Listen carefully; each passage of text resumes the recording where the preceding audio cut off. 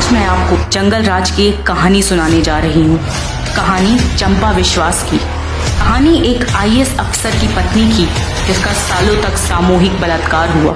एक ऐसी कहानी जिसको सुनकर बिहार की हर महिला की रूह कांप गई थी। ये वाकया है 1998 का। बिहार में 1982 बैच के एक सीनियर आईएएस ऑफिसर हुआ करते थे। नाम था बीवी विश्वास। वो राज्यपाल के श्रम विभाग में सामाजिक सुरक्षा के निदेशक के रूप में कार्यरत थे। उनकी पत्नी का नाम था चंपा विश्वास। उस समय लालू यादव की पार्टी के विधायक हेमलता यादव के बेटे बबलू उर्फ मृत्युंजय यादव की गंदी नजर चंपा विश्वास पर पड़ी।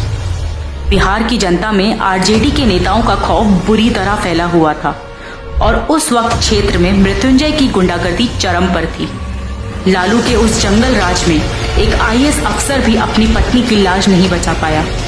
मृत्युंजय यादव और उसके कई दोस्त 2 साल तक लगातार चंपा विश्वास के साथ सामूहिक बलात्कार करते रहे। थक हार कर जब बीबी विश्वास और उनकी पत्नी चंपा थाने गए, वहां से उन्हें भगा दिया गया। फिर काफी हिम्मत जुटा के वो लालू के पास गए। उन्हें लगा कि प्रदेश के मुख्यमंत्री ही उन्हें न्याय दिला सकते हैं, लेकिन ऐसा ना हुआ। इंसाफ दिलाना तो दूर, लालू ने चंपा से अच्छे से बात तक नहीं की। लालू ने कहा कि जो हुआ वो भूल जाओ, केस करके कुछ नहीं मिलेगा। आखिर कार्रवाई कैसे होती? आरोपी लालू की बिरादरी का जो था और उसने लालू की जीवनी भी लिखी थी। इतना कुछ होने के बाद भी बलात्कारी मृत्युंजय यादव लगातार चंपा विश्वास का सामूहिक बलात्कार करवाता रहा। एक बार तो चंपा को गर्भपात भी कराना पड़ा। गैंगरेप से वो फिर से गर्भवती ना हो, इसके लिए चंपा विश्वास ने नसबंदी का रास्ता चुना।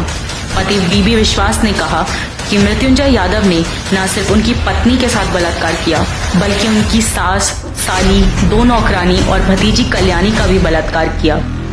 ये थी बिहार की उस बेटी की कहानी जो लालू के जंगल राज का शिकार बनी। अब एक बार फिर जंगल राज लाने के लिए लालू की अगली पीढ़ी तैयार हो गई है और फिर से बिहार को अपराध की राजधानी बनाने के सपने देख रही है। लालू के दोनों बेटे जनता को